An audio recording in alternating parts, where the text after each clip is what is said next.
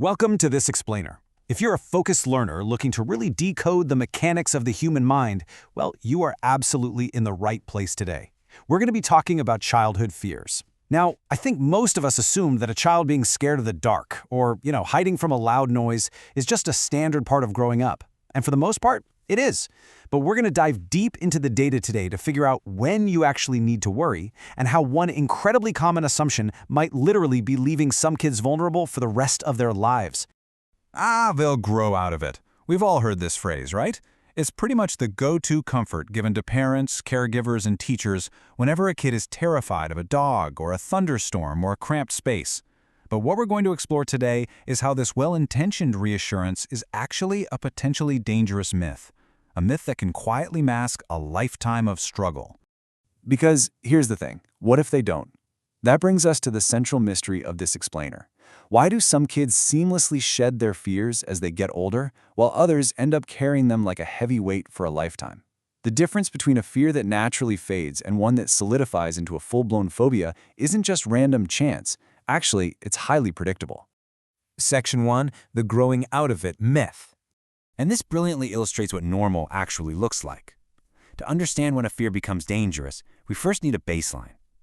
Longitudinal studies show us that ordinary developmental fears pretty much just follow a child's understanding of the world. So toddlers between 1 and 3, they fear separation and sudden loud noises.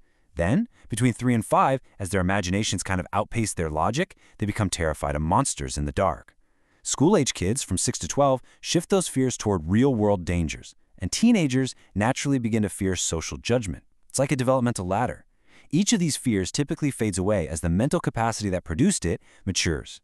So for most children, these trajectories genuinely do decline. Okay, let's dive into this next part. Section 2, normal fears versus phobias. This right here is where the path splits. You see, the fears that persist, the ones that don't just magically fade away as a child gets older, they behave entirely differently than those normal milestones we just talked about. The defining signal of a persistent fear is avoidance. If a child still approaches a feared object or situation, even if they're super reluctant and need a ton of support doing it, that fear tends to shrink over time. But if a child successfully organizes their whole life around avoiding the thing they fear, well, that fear tends to stick around. Avoidance keeps the fear alive, and as a direct result, it begins to shrink the child's life. Section 3, the danger of avoidance. So why exactly does avoidance have such a powerful grip on us? Well, the core mechanism here is all about how the brain learns. When a child completely avoids what scares them, they are effectively blocking the exact disconfirming experience their brain desperately needs to realize, oh, wait, we're actually safe. Think of it this way. Fears fade like a rumor nobody repeats. Without new fuel, the rumor just dies out, right? But avoidance is the thing that keeps repeating the rumor to the brain. By avoiding the dog, or the dark, or heights, the brain says, see, we survived because we ran away. The threat was totally real. Avoidance confirms the rumor every single time. Section 4, when fears multiply. So, what happens when avoidance wins out and a child develops not just one but multiple persistent phobias? Let's turn to some heavy epidemiological data for the clues. To really grasp the scale of this issue, we are looking at the World Mental Health Surveys. And wow, this wasn't just some small local study. This included an incredible 123,628 respondents across 25 different countries. This massive scale establishes rock-solid credibility for the data we're about to explore. It proves beyond a shadow of a doubt that this isn't some localized trend, it's a global human phenomenon. Within this massive dataset, researchers identified something called generalized specific phobia. The definition is simple, but super impactful. Basically, it means having 4 or more distinct childhood phobia subtypes, so fears like animals, heights, closed spaces, or flying. Out of everyone surveyed, about 5.9% reported having a childhood-onset specific phobia. But within that specific group, roughly 8% fell into this extreme, generalized category of having 4 or more distinct phobias. Now, what's really interesting about this slide is this dramatic dose-response escalation in risk. Let's look at the numbers.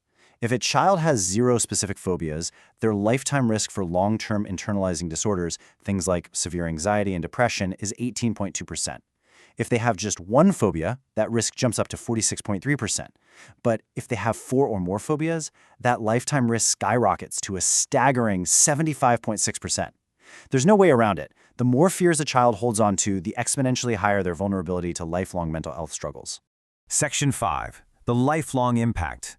And look, we aren't just talking about a theoretical risk on a doctor's chart here. We are talking about severe, real-world consequences uncovered in the data for people who carry these multiple avoided fears into adulthood. The metrics are pretty stark.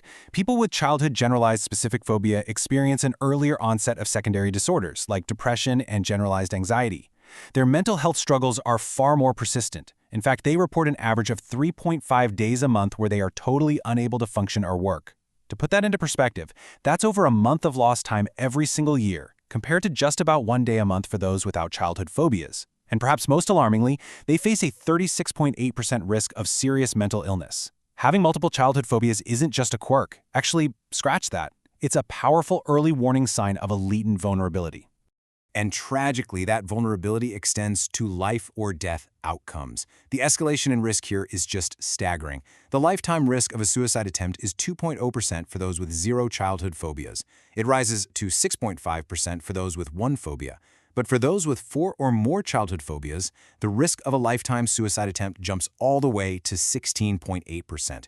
This data proves definitively that we absolutely cannot just wait for kids with multiple, life-altering phobias to simply grow out of it. The stakes are far, far too high. Section 6. How to actually help.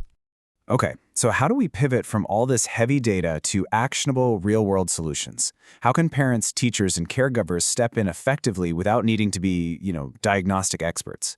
Well, the evidence points to 3 really clear takeaways. Step 1. Watch the avoidance, not just the fear. The question isn't how terrified they are in the moment, it's how much of their life the fear has completely redrawn. Step 2.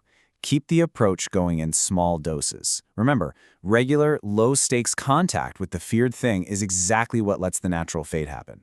And step 3, treat the ones that shrink a life. Specific phobias actually respond incredibly well and often very quickly to treatments like single-session behavioral therapy. So, the crucial point here is that bringing it all back to this phrase, "they'll grow out of it," is exactly why nobody intervenes for years. It's true often enough for normal developmental fears that it becomes incredibly dangerous when we apply it to a fear a child is actively organizing their life to avoid. Waiting it out is a totally reasonable strategy for a normal range fear, but it is a terrible strategy for an impairing one. If you are looking for a clear, memorable threshold to keep in mind, this is it. The safety line. If a fear is changing what your child will do, where they will go, or what they will try, that is your threshold for getting help, completely regardless of their age. You absolutely don't need a medical degree to notice a shrinking life. You just need to pay attention to the avoidance. We've seen the massive global data today, and I think we now understand the mechanics of how avoidance literally hardwires fear into the brain. If avoidance is what keeps the rumor of danger alive, well, it leaves us with a pretty profound question to reflect on. What conversations, what situations, or what minor challenges are you letting your child avoid today?